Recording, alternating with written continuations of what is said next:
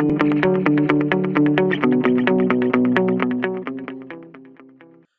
everyone, welcome back to the Analyst by Vajiram and Ravi, dated 16th October 2025. Today again we will be discussing some important topics that has appeared in today's The Hindu and the Indian Express newspapers, which are very relevant for your examination. In the initial two articles, we have included two mains practice questions which will be highly useful for your upcoming mains examination. So in the first topic, we will look into various aspects of urban local governments with a special focus on finances of urban local bodies. After that, in our second topic, we will look into the status of women representation in judiciary, reasons for their low representation and some possible solutions. After that, in our simplified section, we'll take up 5 articles and we'll try to explain them in simplest language possible to enrich your understanding of the newspapers. Additionally, we have also incorporated some prelims pointers which is going to be very useful for your upcoming prelims and mains examinations. So have a look on them also and stay tuned. So let's start with the first topic, that is, why is the fiscal architecture of municipalities flawed? The context of this topic is that a write-up has appeared that is emphasizing on the various issues that are being faced by the municipalities, especially the issues of finances. And this particular topic is related to your GS paper 2, local self-governance as well as executive. Now, after 73rd and 74th Constitutional Amendment Act came, it provided for the constitutional status to Panchayati Raj institutions as well as urban local bodies. We went for a devolution of functions, or decentralization was witnessed. But what about the taxation? The taxation architecture remained centralized only. And what is the problem it is creating for the municipalities? Let's try to understand. So, budget is an estimate of revenue and expenditure of the government. So, at central level, government has various revenue sources, for example, various direct taxes that they are levying, like income tax, corporation tax, etc., or the indirect taxes like GST, etc., that they are getting. Similarly, with regard to the expenditure, they have various revenue expenditure like salaries, etc., that they are doing, or the capital expenditure like building infrastructure, etc., that they are doing. So, whether it is the central government or the state government, they have the sufficient revenue streams from which they are getting revenue, and that is the reason they are not dependent on any other entities for their expenditure. But what about the municipalities? With regard to the municipalities and especially the municipal corporations, they are majorly dependent on the grants that they are getting, whether from the central government or the state governments, which are not consistent, which are discretionary in nature. Because with regard to the direct tax resources that these municipalities has, for example, the property tax that they can levy, the amount of revenue that these taxes are generating for the urban local bodies, they are very less, and that is the reason these municipalities find it very difficult to fund their expenditure based on their own tax revenues. For example, Article 243X authorizes or provides power to the state government to authorize municipalities with regard to the power of taxation, on which streams they can levy the taxes and collect the taxes. The various streams or the various subjects on which they can levy the taxes, they are still very less. For example, property tax, water tax, or some kind of fines that they can collect. But with regard to the functions that has been devolved to them, for example, the solid waste management, or where they have to collect, they have to segregate and they have to dispose the solid waste, or maintenance of urban infrastructure, all this is creating a significant expenditure for the municipalities, but their revenue streams are not in sync with the expenditure that they had to do. And that is the reason they have resorted for certain other innovative methods like municipal bonds. And what is this? Let's try to understand. Let's suppose there is a company with the name ABC Limited, and they are in need of funds, and let's suppose they need 100 rupees, and for what purpose they need this money? Let's suppose they want to expand their business, or to meet certain expenditures they need 100 rupees. They have two ways by which they can get the money. One is the debt route, under which either they can take loans from the banks or certain other financial companies. But what if these loans which are being provided by the banks are not at competitive rate?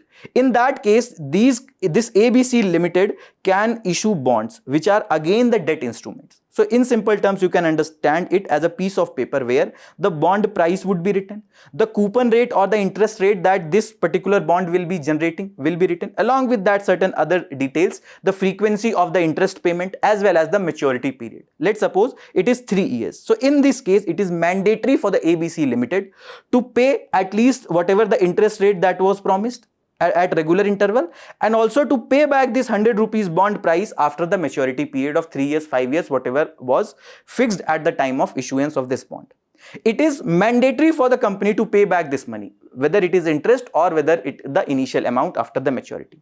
But what if company do not want to go with the debt route? They can go with the equity route, where they can dilute some of their stakes in the company, and the people who are interested in getting stakes in this company, they can buy certain stakes and they can give the money. For example, any person can say, okay, I will give you 100 rupees, give me 10% stake in your company. Here, whatever the future prospects will be of the company, whether they will be getting better revenue, better profits, the return on this investment that the person has bought by taking the stakes, by giving 100 rupees, will be proportional to that. If the company will be doing good, their revenue, their profits will be increasing, the return that this person will be generating by taking stakes in the company will also be proportional to that. So here in the equity route, it is a high risk, high reward business, whereas in the debt route, it is low riskier but moderate level of returns are there.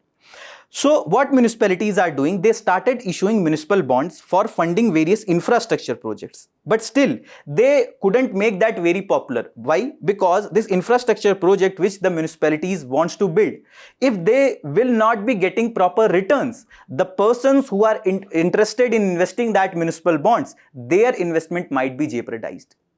And that is the reason, along with that, which particular municipalities can issue those bonds, the criteria based on which, especially the own tax revenue sources or the parameters that are followed based on which the bonds can be issued, they are also flawed, they are also not very comprehensive.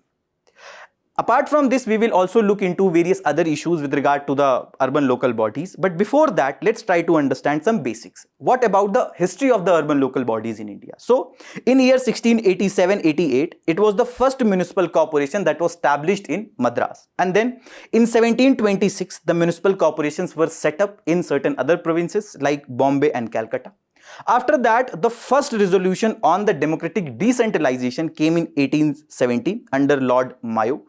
Here, he provided significant devolution of powers, or he went for the significant devolution of power under the provincial governments. For example, they can manage the local level governance now. And then 1882, it was the Ripon's resolution on local self-governance, that is also called as the Magna Carta of local self-governance in India, which provided significant powers to the local governments.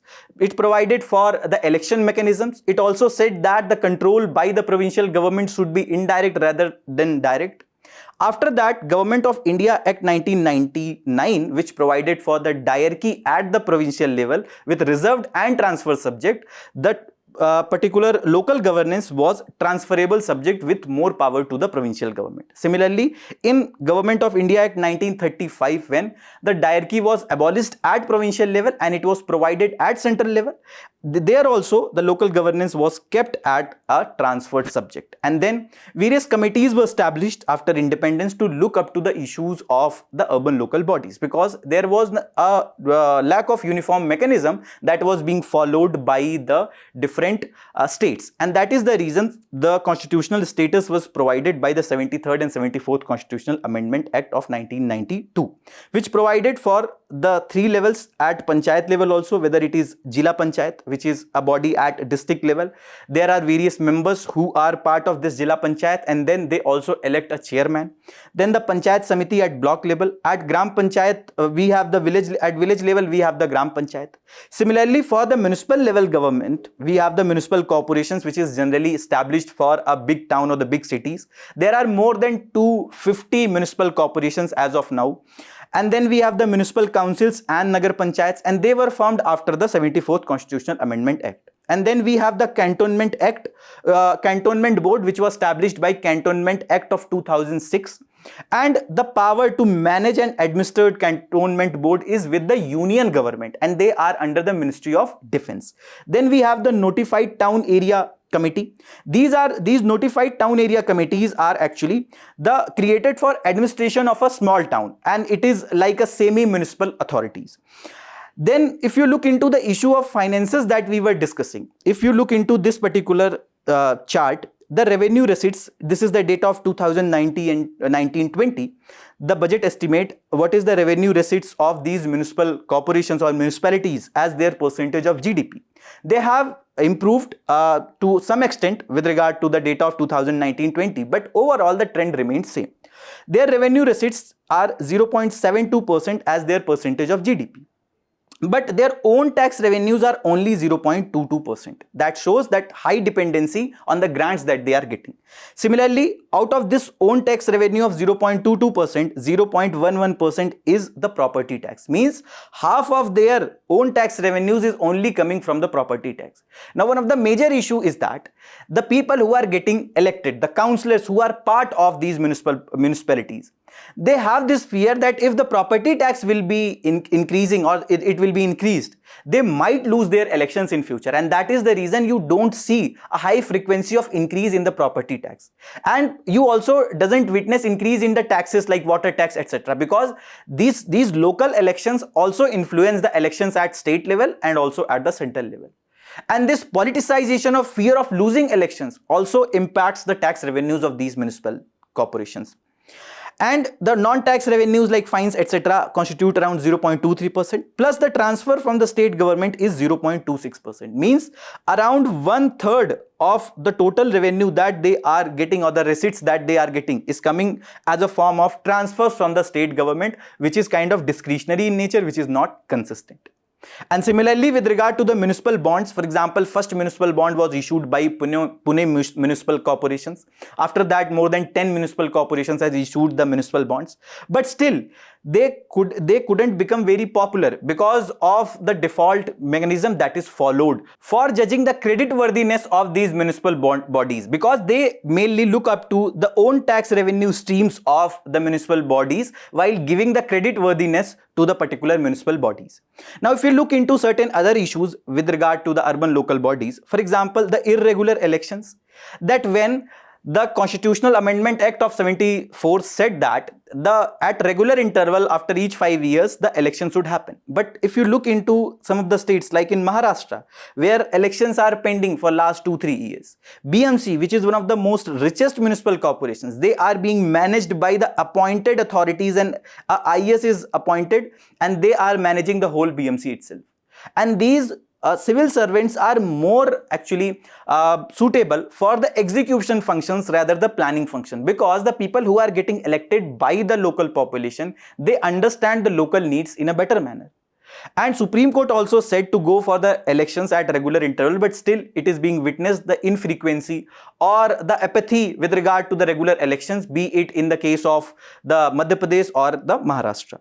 Then the technical expertise, lack of technical expertise, whether it is at planning stage, implementation stage, or for the management of the development projects. For example, let's suppose with regard to the solid waste management itself, the strategy that is being followed for the collection of the solid waste, that is still majorly manual in nature. Whether it is the segregation, that is also majorly manual in nature, or the disposal that is happening, the scientific disposal, that can actually help us in reducing the pollution, that can also help us in improving the circular economy, where this waste can be also utilized for certain other purposes, that is also not visible in majority of the municipalities. Then the political interference that is witnessed, for example, they are being increasingly disempowered. For example, the infrequency of the elections, where state governments is not interested to go for the regular elections. Why? Because if elections will not happen and a person or an officer is being appointed by the state government itself, obviously they will have a greater control. And none of the state governments actually wants to lose that particular control that they may have by appointing an officer itself from the state government. Along with that, the corruptions that was witnessed on the live CCTV itself in the Chandigarh Municipal Corporation elections itself, all that shows the increased cases of the political interference. Then the issues of the functionality, that despite increase in the funds as well as despite increased appointment of the members, despite regular elections that are happening in some of the municipalities, there is an issue of the functionality where ineffective service of delivery is being witnessed by these municipal corporations or the municipalities with regard to the corruptions that are involved, or with regard to the preoccupation on few works itself. For example, majority of the municipal corporations or the municipalities are losing their energy or wasting their energy in solid waste management itself, or in few works itself with regard to the cleaning, etc. Whereas the maintenance of the urban infrastructure, maintenance of roads, etc., that is getting impacted. As well as when the issue of functionality is being witnessed, that can be also witnessed in some other area. For example, there is no interdepartmental coordination. One particular department will come and they will dig up the road. Why they are digging up? Because there was some issue in the water pipeline. Another department will come after 6 months, they will again dig up the road. And why they are digging up? Because there was some issue in the sewer pipeline. But why can't this happen that they all can come on board, they all can come on the table and decide, okay, let's look up to all the issues in this particular vicinity and try to find the solution of all the issues at one point itself, so that people are also getting less impacted, so that our resources or our expenditure also remains at minimal level. Also, the other issues, for example, lack of awareness is there, corruption is there, inefficient bureaucracy is there. The bureaucratic apathy is there, where they are not able to understand the local needs. They are not, and the people are also, this civic sense is not there, where people are defacing the urban infrastructure. They are not at all concerned about their own city, that for example, single use plastic is banned. In that case itself, you can see majority of the shops or the majority of people are using the single use plastic itself. That shows the lack of civic sense as well as the urban apathy. What are some of the good case studies? For example, if we talk about the Pimpri-Chindwad Municipal Corporation, which went for the GIS mapping, that is Geographic Information System. With that, the properties on which they were getting the property tax significantly improved. And this is the case with Indore as well as Ahmedabad Municipal Corporation. Why? Because with GIS mapping, the jurisdiction of this municipal corporation was very clear. Plus, they were also able to identify the properties on which they need to take the taxes. And that is the reason it is not only the properties on which they were getting the taxes significantly improved, but the overall revenue also significantly improved, and some of the municipal corporations had started getting around 1,000 crore worth of revenue itself. And with the other digital and mobile initiatives like online portal for the tax payment, tax dashboards, handheld device for the staffs, it also significantly improved the taxes that they were getting. For example, if there is a person who is working in any office, so if it is mandatory to visit the municipal corporation office to pay the property tax, that person might not be interested in paying the taxes. Why? Because he or she might have to lose their leaves or working hours to pay that property tax. But what if an online portal is provided where the person can pay that property tax by sitting in the office itself, by sitting at house itself? In that case, that person will not have to take that hassle of going to that municipal corporation office. And with this digital initiatives which are implemented by majority of the municipalities, we saw an increase in the revenues as well as the taxes. Also, with the Indore Municipal Corporation, which got the cleanest city award consistently under the Swachh Sarvekshan program. Obviously, it was because of the GIS mapping, improvement in their own tax streams, the digitalization.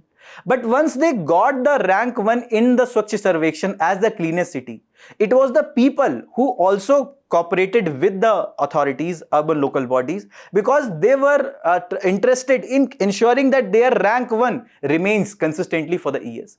So with better civic sense, with better cooperation from the people, the Indore was able to consistently maintain their cleanest city tag. Also, the Ahmedabad, they also saw an increased tax revenues, as well as they were one of the municipal corporation who issued one of the municipal bonds for the urban infrastructure development.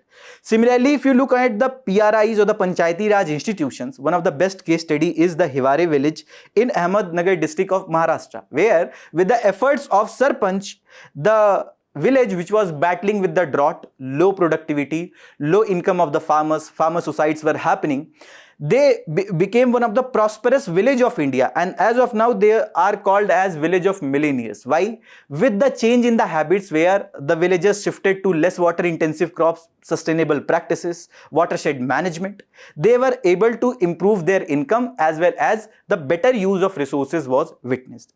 Now, what is the path ahead? What should be done? First important is that we need to democratize the local finances. For example, we can take learnings from countries like Norway and Denmark, where the implementation functions are given to the local bodies, but majority of the taxes are also being levied by them itself. This can be implemented in India because a majority of the urban functions, whether it is solid waste management, the water management, etc., that are being done by the urban local bodies, but they do not have their own tax streams. Once they will have the subjects on which they can levy the taxes, they will be able to manage the urban infrastructure in a better manner, plus they will be able to provide better services to the people. Then the municipal bonds, they should be backed by governance and transparency metrics, not only by the revenue, because as of now, whenever a municipal bond is being issued, the credit worthiness of that municipal corporation is coming. And this is being done by the credit rating agencies, but majorly they take one of the parameter, that is the own tax revenue of the particular municipal corporation. But that should not be the only this metric. Rather, what is the governance structure, whether the elections are happening regularly, whether the budgets are being prepared, whether they are adhering to the fiscal deficit targets, whether they are showing an improvement in their own tax resources or not. These are some of the parameters that can be incorporated to improve the credit worth, or to show a better credit worthiness of the municipalities or the municipal corporations, and that can make these municipal bonds much more popular. Also, we need to address the malpractices, that is empowering the state election commissions, because there are some of the states where there are vacancies that are lying in the state election commissions. There are some of the malpractices which are witnessed live on the CCTV cameras, be it in the case of the Chandigarh Municipal Corporation election. So they needs to be addressed. There are some delimitation that are pending in some of the states. They can be done in a time-bound manner. There are some litigations that are going on in the Supreme Court, in various high courts, with regard to the reservation that needs to be provided. Because of the litigation, it is the elections that are being impacted. So it is need of the hour to also go for the elections by taking permission from the judiciary, and whatever the judgment that will be coming, that can be implemented in the future elections. Also, the accountability, that there should be mechanism for public oversight. For example, public can give the feedback on the services that are being given by the urban local bodies. Also, we need to ensure the capacity building of the people who are providing the services, the employees, because with better training and the resources to the local officials, they can improve the service delivery. Better services can be provided to the people. Also, the public involvement should happen in the decision making. Whenever any particular decision is going to be taken, a draft stage can be given in the public for the public consultation or getting the feedback, and accordingly that particular that particular rules, regulations, or that particular decision can be taken. Also, we need to modernize and streamline the local governance structure with proper oversight mechanism in the form of the digital integration, in the form of digitalization of the budgets, etc. We can ensure that corruption can be minimized. Whatever the revenues of these municipal corporations are there, they are being spended in a prudent manner. These are some of the main previous year questions which are asked from this particular topic, and this is one of the main practice question that you people can write from this topic. Next topic is the road to gender equity in courts. The context is that a lead editorial has highlighted various aspects of representation of women in judiciary, and this is related to your GS paper 2, judiciary issues related to women. And this editorial is mainly written based on the context, that is the India Justice Report of 2025, that looks up to 4 major pillars, that is police, judiciary, prisons and legal aid. And with regard to the justice, it says that only 14% of judges in high courts are women. Just 3.1% is the women representation in the Supreme Court. That is, out of 34 sanctioned strength in the Supreme Court, 1 judge is a woman, that is Justice B.V. Nagaratna, who is going to become the first woman CJI in September 2027, and her tenure will be only of 36 days. Out of 25 high courts that are in India, only 1 is being headed by the woman Chief Justice of Chief Justice. Also, what is the reasons for this low representation of women? That is most important is the gender biases and the stereotype. This stereotyping that men are more suitable for instrumental roles like police, military, judiciary, and females are more suitable for expressive roles like care work, receptionist, etc. And this is not limited to the professional level. We need to understand when this biasness is at the academic level itself with regard to the choice of courses, where women, because of the influence from the family members, they are choosing the soft courses like BBA program, BA program, etc. They are not choosing the STEM program or the legal studies. Obviously, we will not be able to see the representation of women at the professional level when they are not present at the academic level. Also, the dual burden that they are facing, that is bearing and rearing of child, the care work that they need to provide. For example, as per Time Use Survey of 2024, 41% of women participated in caregiving and 21.4% of the men participated in the caregiving. Women spends around 140 minutes per day on caregiving, whereas men only spends around 74 minutes per day on caregiving. So when a majority of time of women are being spent on the care work for bearing and rearing of child, for taking care of elderlies, etc., they do not have sufficient time where they can look up to certain avenues at the professional level. Also, the lack of role models. For example, after women cricket became very popular with the Women Premier League or the female team, the women team started winning certain tournaments with certain players like Smriti Mandhana, Harmanpreet Kaur, who became very popular with the kind of shots that they were playing, the kind of cricket they were playing.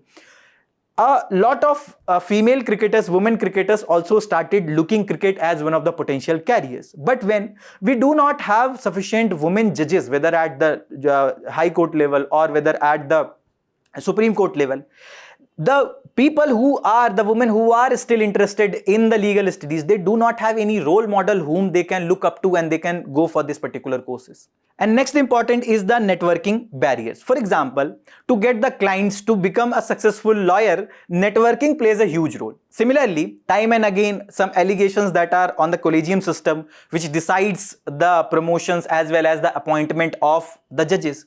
That uncle judge syndrome, that the relative sons of the people who were part of the collegium or who has been the part of the collegium, they gets more preference as compared to the general candidates. Where women do not have proper networking, that also limits their chances with regard to the promotions, with regard to the representation in the higher judiciary. Then the next important factor is the lack of infrastructure, where we can see that as per this data from Vidhi Center of Legal Studies, it says that 26% of court complexes do not have separate ladies toilet, 16% do not have toilets for gents, and 5% have medical facilities, 32% have separate record rooms, 51% have library. When the basic facilities for women judges are not available in the court complexes, this demotivates them to take law as one of the potential career options. This was one of the web series that came on Netflix, Mamla Legal Hai.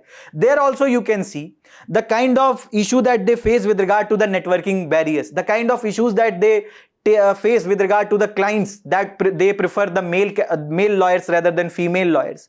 The lack of infrastructure that is there, especially in the district courts, that even these female lawyers do not have sufficient space where they can sit properly. Also, the selection bias that is witnessed, for example, the opaque functioning of the collegium system. Also, there are lack of comprehensive policy to improve the representation of women, especially in the academics. And if you look into some other data from the female labor utilization in India, that what our women in India are doing, around 34.7% is already in the domestic duties. And why they are out of job market? Because 44.5% of them are occupied in child care or personal commitment in homemaking. And another important factor is that women are vulnerable at the workplace. If you look into this vulnerable employment data, 78.0% is the vulnerability in India as compared to global average of 45.1%. The discrimination, violence, etc. that women face at the workplace or from home till workplace, etc. Lack of infrastructure is there. For example, roads are not well lit, public transportation facilities are not completely safe. In that case, obviously, women choose to remain at home, or they go for choosing certain other streams rather than going for the law related professional careers.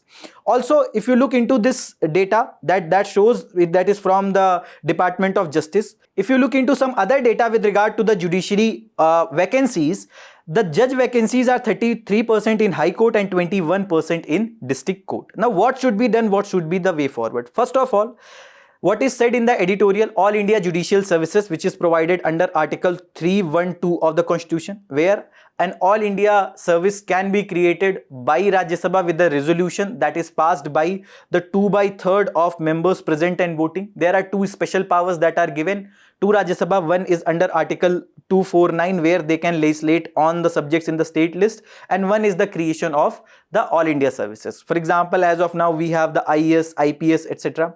Similarly, an All India Judicial Services can be created, and that can actually help in improving the representation of women in the judiciary. Because what is being witnessed with the civil services examination, that whether it is the representation of OBC, SC, ST, or it is the representation of women, that has significantly improved in last few years. For example, with regard to the result of 2024, out of top 25, there are 11 members who are women itself. So if we will go for an uniform exam that will be conducted at central level, that will demotivate females to take law as one of the potential courses. Also, we need to go for the institutional, social and behavioral changes. We need to dismantle the stereotyping that women are suitable only for the expressive roles. We also need to ensure that we are providing that safe environment where women can nurture themselves fully. Also, there is need for inclusive recruitment policies. For example, the reservations that are being given to women in the state level examination, for example, judiciary examination that are conducted by the state public service commissions, they can be expanded, or the targeting can be better. There can be some other support that can be given to these women. Also, awareness campaigns can be increased. For example, Delhi High Court Women's Lawyers Forum promotes women in law. Also, the equal promotion opportunities should be given, and how that can be ensured with the transparent functioning of the collegium system, a proper mechanism with which the promotion and the appointment is happening. That will also motivate women to take law as one of the potential of career options. Also, the work-life balance support. For example, when women have this dual burden of bearing and rearing child, and after giving birth they needs to take care of the child, but what if the creche facilities, which was also mandated by Maternity Benefit Act of 2017, if the creche facilities will be available in the courtroom, at the judicial offices or the judicial arena, these women will not be leaving their jobs, or they will not be devoid of the professional careers because of the commitments of home. Also, the specialized training can be provided. For example, judicial academy or the workshops can happen, seminars can happen at the school level, at the colleges. NGOs and the self-help groups can also help us in improving that awareness, where women start taking law as one of the career options. Also, scholarship for the legal educations can be provided. For example, the Analyst IU Bangalore provides scholarship program to encourage women in law. Similarly, various other state universities and certain other institutions can provide scholarships, because why women also do not want to take that law as one of the potential courses is the high fee as well as high cost that is involved in the academics itself, and scholarship will help in addressing that issues. Also, the gender sensitization, the unconscious gender bias that is there. For example, choosing a female, not choosing a female lawyer over a male lawyer, that is this unconscious bias that is there, then that needs to be dismantled, that needs to be addressed to improve the situation of women or the participation of women in judiciary. This is a mains practice question that you people can write from this particular topic. Next topic is the future of India, Middle East, Europe corridor, and this is related to your GS paper 2, grouping and agreements involving India or affecting India's interest, as well as syllabus of your GS paper 3, infrastructure, and this has appeared in today's The Hindu text and context page. So this India, Middle East, Europe corridor was an initiative that was launched on the sidelines of 2023 G20 summit, and the MOU that was signed, the participating countries were India, US, Saudi Arabia, UAE, etc. Also, this is the part of the Partnership for Global Infrastructure and Investment, which was launched by the G7 countries in 2021. And this was one of the alternatives that was given for the BRI, that was the Belt and Road Initiative of China. And under this IMEC, the objective was to promote the transparent, sustainable and debt-free infrastructure for improving the global trade without compromising the sovereignty of the countries. Also, it has two components. One is the eastern front that is connecting India to the Gulf, and then the western front that is connecting Gulf to Europe. And as of now, when the trade frictions are witnessed between India and US, as well as when the tariff wars are also going on between other countries like China and US, this connectivity projects become very important, because in future, with the kind of geo-economic fragmentation that we are witnessing, deglobalization that we are witnessing, the bilateralism that we are witnessing from multilateralism, tomorrow or in future also there may be some global supply chain disruptions. There may be some tariff and non-tariff barriers that might be imposed. In that case, if our connectivity will be good with regard to the Middle East countries, Gulf countries, or with regard to the European countries, we might now not have to lose on our exports. And that is the reason this particular project is very crucial for India. Also, it visualizes the upgradation of maritime connectivity between India and Arabian Peninsula, as well as high-speed trains running from ports in UAE to Haifa port in Israel through Saudi Arabia and Jordan. So, from India till Gulf, it is the sea route, and after that there is rail route till Haifa port of Israel, and then also if what we are connecting to the Europe, there is a sea route. So here it is not only the trade that will improve, it is also going to build infrastructure. So with the more infrastructure creation, the job will be created. India's companies might get more infrastructure projects, employment generation might happen. Plus the connectivity of Indian ports with other parts of world will significantly improve. Also, if you look into the other features, for example, the IMEC seeks to build a clean hydrogen pipeline and electricity cable, a high-speed undersea digital cable, and consolidate the existing infrastructure such as ports, to also limit our dependency on fossil fuels, to also improve our connectivity. And in 2023, the geopolitical context was favorable for the operationalization of IMEC. For example, the Abraham Accords that was signed by Israel and certain other countries like Bahrain, Morocco, Jordan, etc., which has significantly improved the trade between Israel and certain other countries, and it has reduced the tensions that were going on. But with the October 7 Hamas attack that happened and subsequent attack from Israel, with the attacks that are happening by Houthi rebels in Red Sea in Indian Ocean regions, the future of this particular project might be in danger because of the tensions that are rising. Also, with the climate change that is happening, the new transport routes are opening because of the melting of glaciers, rising global warming, and that is one of the reasons why the tensions are becoming very high in the Arctic regions. Also, it is now possible to transport more goods through Arctic with the new routes that are opening, with the new transport centers, with the new ports that are coming in the Arctic regions. With IMEC in place, the connectivity with Arctic can also significantly improve. Also, the certain European countries who wants to preserve their maritime influence, they also think IMEC as one of the potential options with which they can preserve their sovereignty as well as influence in the maritime trade as well as in the global trade. Also, the Mediterranean countries maintain that to hold a strong position in the global trade, it requires new thinking, new partners, scaling up the economic engagement. With India being one of the fastest growing economy, huge demographic dividend that we have, new thinking that we have, the newer innovations that we are doing in the technology, good infrastructure building companies that are there, the labor power that we have, we can be one of the potential solutions through this requirement of the Mediterranean countries. Also, given the higher per capita income, technological advancement and educational progress, Europe will continue to retain its trade significance for India, and that is the reason India recently signed a free trade agreements with UK, and India is also striving to finalize its trade agreements with European Union. And with trade over $136 billion, EU is the largest trade partner of India, and with the free trade agreement that will be signed, there will be significant integration of both the countries. The recent geopolitical developments have demonstrated the security of sea lanes is unpredictable, the Houthi disruptions that is there, or the Gaza peace plan, to what extent it will be successful, to what extent it will help in ensuring that peace will remain in the regions. Or few months back, the skirmishes that happened, the tensions that happened between the Iran and the Israelis, where the nuclear facilities were bombed, and that too with the help of United States. These tensions also brings us to the dangers that these infrastructure projects might be in futures. Also, since IMEC is a multi-member initiative, it gives considerable space for innovative approaches to adapt to the changing political dynamics, which India and Arab countries should leverage.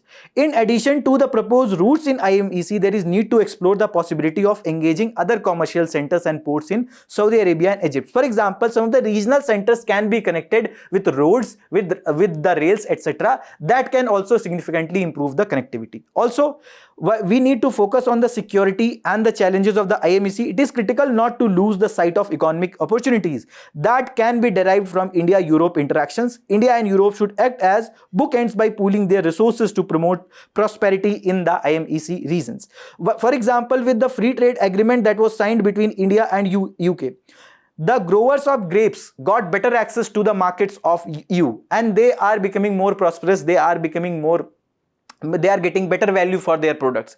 So it is not only that we need to focus on this IMEC or the infrastructure building, rather multiple threads should be opened for the interactions, for the diplomatic engagements, and that can further improve not only the lives of the people in the Mediterranean region, European region, but also the people who are in India. This particular reason, try to remember, because there may be a question with regard to the longitudes on which these major cities are located. Next topic is the new power of rare earths. This is related to your GS paper 1, mineral and energy resources, as well as syllabus of your GS paper 2, effect of policies and politics of developed and developing countries on India's interest, and this has appeared in today's Indian Express, page number 12.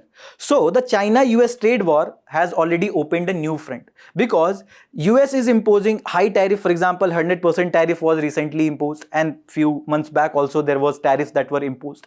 But China has already opened a new front, that is the rare earth, that they have significantly gone for various curbs with regard to the export of the rare earth metals. Also, the exports of technologies with the help of which the rare earth metals can be mined. World is highly dependent not only on the rare earth metals, but also on the technologies that China has already developed for mining of these rare earth metals. And the rare earth metal are a subset of critical minerals grouping. They include 17 metallic elements lower down in the periodic table, from lanthanum, whose atomic number is 57, to deuterium, and then the scandium as well as yttrium, that is atomic number 39. And these elements are characterized by their high density, high melting point, high conductivity, high thermal conductance, and they are classified as heavy or light based on their atomic weight. And there are different areas or the sectors where they are used. For example, electronics, they are used as catalysts, and that is very crucial for petroleum refining, or it is used in magnet industries. Also, it is being used for the development of metal alloys, which is used by the automobile industries, glass, electronics industries. They are mainly dependent on the rare earth metals. And when the world is dependent on the China, if there will be curbs that will be imposed by China, it might jeopardize the production of certain other sectors. And this term that is used, rare, is slightly misnomer. Why? It is highly unstable promethium, that is an exception. These elements are found in relatively high concentration across the earth crust. But the problem is that despite being moderately abundant, these elements are not found in large concentration. Plus, according to the International Energy Agency, more than 60% of mined earth production currently comes from only one country, that is China, because of the high technologies that they have developed for the mining of these products. Plus, the cost that is involved for this mining is much high. But with the technologies that the China has already developed, their mining cost is much less, and that gives them a competitive advantages. Also, China's repeated curbs on rare earth minerals, especially the heavy ones like terbium and dysprosium, which are more scarce than the lighter counterparts, are the part of its state policy to weaponize trade. And Trump's tariff threats have further prompted Beijing to go for imposing certain curbs. Also, it is not that rare earths cannot be found outside China. Brazil has large reserves, so that the China or in India. If you look into this particular picture, this is the China. Apart from that, the Brazil, Vietnam, India also have the reserves. But we do not have that technologies with the help of which we can mine these rare earth metals, and that too at the competitive prices. The cost that is involved, that is much high. Also, the China's fresh curve, that China has added 5 earth elements: holmium, erbium, thulium, europium and yttrium, as well as related magnets and materials under the curves. Beijing has also added dozens of pieces of refining technologies to its control list, and they have imposed, that we were discussing the curves on the technologies also, to ensure that the countries remain dependent on the Chinas, that tomorrow if the technologies will be exported or technologies will be transferred, the countries will start mining on their own, their dependency on China will reduce. However, Beijing does not want that to happen. Also, the analysts see new move increasing Beijing's leverage ahead of proposed meeting between Trump and Xi in South Korea later this month. Also, these curbs on the rare earth restrictions will be very limited on India. The impact will be very limited on India because the low domestic consumptions that India does. Also, India imported around 2,270 tons of rare earth elements in 2023-24, which is 23% up from 1,848 tons in 2019-20. And import from China accounted for around 65% of this amount. However, India is hoping to ramp up its exposure to rare earth. Last November, the country launched an auction for 7 seabed blocks in Andaman Sea for exploration and eventual mining. Also, a rare earth permanent magnet park in Vizag and rare earth titanium theme park in Bhopal are coming there, where the significant amount of infrastructure will be provided to the companies so that they can ramp up the production and the mining. Also, US is getting into the rare earth processing. Trump administration is working on the executive order to allow stockpiling of deep sea metals from the Pacific sea bed.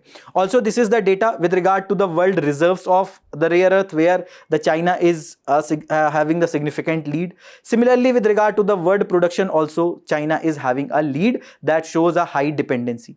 Apart from that, with the climate change and the melting of the ice that is happening, Arctic is also one of the major front of new war that is happening, new tensions that is happening, because this is one of the regions where the presence of rare earth metals are witnessed. Also, if there is a question that is coming with regard to the impact of climate change, where people will be writing about the rise in the sea levels or the increased cases of disasters like cyclone, etc. that is coming, you can also talk about the possibility of increased tensions between the countries with the climate change. For example, these are some of the new reasons that are coming into the picture where none of the countries has a sovereignty. Or with regard to the exclusive economic zones or the territorial waters, when the sea level is rising, that will also lead to the disputes with regard to the EEZ or the territorial waters, and that will further lead to rise in the disputes between the countries. Also, if you look into the elements of rare earth metals that are available in India, some of the states like monazite is one of the main rare earth mineral that is found in India, but it contains radioactive thorium which cannot be stored, and so monazite is not mined. Also, in some of the states like Rajasthan, Chhattisgarh and Jharkhand, we have some of the contents of the rare earth metals. Next topic is Aquaculture model of Sundarbans wins the FAO recognition, which is a specialized agency of United Nations. And this particular topic is related to your GS paper 3, major crops and cropping pattern, and this has appeared in today's The Hindu page number 4. So, a model of sustainable aquaculture in mangrove ecosystem developed by the Nature, Environment and Wildlife Society in West Bengal Sundarbans has been conferred the global technical recognition by the FAO of the United Nations. Also, it was conferred on the 80th anniversary of FAO on October 15, and mainly because of the ecosystem-based, climate adaptive and conservation-linked livelihood approach that is ensuring 5 to 30% mangrove coverage in the aquaculture ponds. For example, let's suppose bottom trawling, which is one of the unsustainable practices that are used for fishing. That is not only impacting the marine ecosystem, it is also creating tensions for India, Sri Lanka. Similarly, with regard to certain other practices in the aquaculture, for example, shrimp farming is used. There are various unsustainable practices are being followed. But here, this news follows the sustainable practices that is not only creating the livelihood opportunities for the people, but it is also helping in managing the mangroves as well as the overall ecosystem. Also, it has significantly improved the net profit of the farmers, as well as whatever the mangrove litter that is coming, that is being used as one of the fodder for the input intensive monoculture of black tiger shrimp. Also, India is one of the significant exporter of the shrimps. And if you look into, for example, here in the paddy, if there is a mixed farming that is being done, that in that paddy crop itself there is fishing that is being used. Whatever the excreta that will be coming from the fishes, that will be used by the paddy as manure. Similarly, whatever the litter that is being coming from the mangrove, that is being used as fodder by this black tiger shrimp, which helps in getting good money, good profit to the farmers who are engaged in this. Also, India has become a global fisheries powerhouse that is contributing around 8% to the world output, and India also holds the second position in global aquaculture production as per the recent report that was released by the Ministry of Agriculture and Farmer Welfare as well as the Ministry of Fisheries. And since 2015, the center rolled out a series of targeted schemes to boost the sector. Cumulative investment worth 38,572 crore have been approved. And this FAO, which we were talking, is the specialized agency of United Nations, and it acts as a source of knowledge and information, and thus helps in developing countries to modernize and improve the agriculture. It also ensures good nutrition and food security for all. It is also helping in achieving certain sustainable development goals. For example, SDG 1 of no poverty, SDG 2 of zero hunger. Also, the Latin name, that is Fiat Panis, means let there be a bread, that also relate with the food security. Next topic is the WTI founder Menon becomes the first Asian to chair key IUCN panel. This is again related to your GS paper 3, conservation, environmental pollution and degradation, and this has appeared in today's The Hindu, page number 60.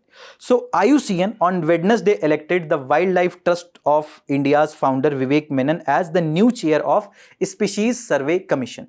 So there are total 6 bodies: Commission on Education and Communication, then Commission on Environmental, Economic and Social Policies, World Commission on Environmental Law, Commission on Ecosystem Management, Special Survival Commission and World Commission on Protected Areas.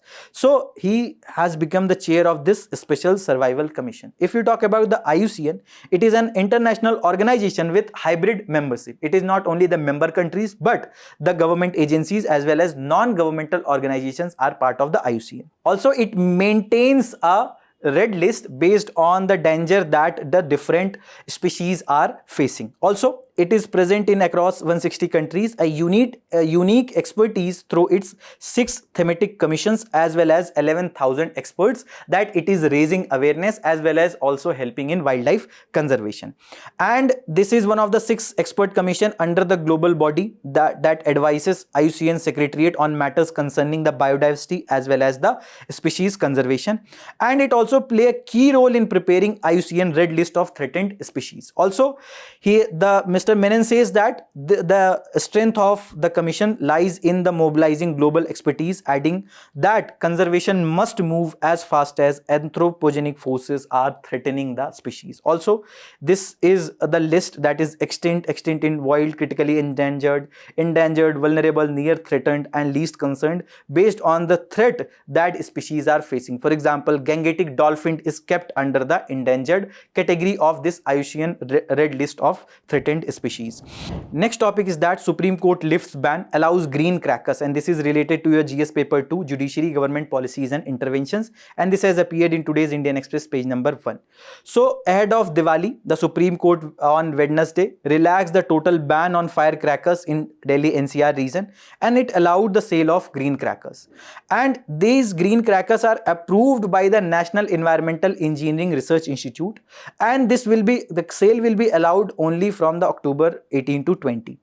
And this is only a temporary measure allowed on a test case basis. What exactly are the green crackers? These are the firecrackers. Those are less dangerous. For example, the smoke that it emits, the elements or the metals that comes out of this particular bursting of the firecrackers, that are less hazardous as compared to the traditional firecrackers. And these are being developed by CSR NERI. Also production after they are approved by the petroleum and explosive safety organizations. These are green because they have chemical formulation that produces water molecules. This substantially reduces emission levels and absorbs dust.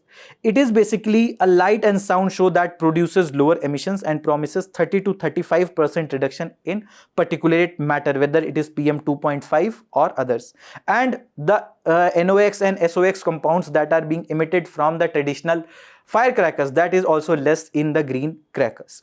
Also, if you look into this green crackers, these are made using the less polluting raw materials compared to the normal crackers, and the aluminum, lead, carbon, etc. are used in reduced quantity that reduces the pollution. But these also create certain noise pollutions, and emission of green crackers are believed to cause 30% less particulate matter compared as to the traditional crackers. But regular cracker also emit around 160 decibels of sound, whereas green crackers emit around 110 to 125 decibels, and noise above 85 decibels can damage our hearing. So that shows that the sound that will be coming from the green crackers might be dangerous to some extent to our ears.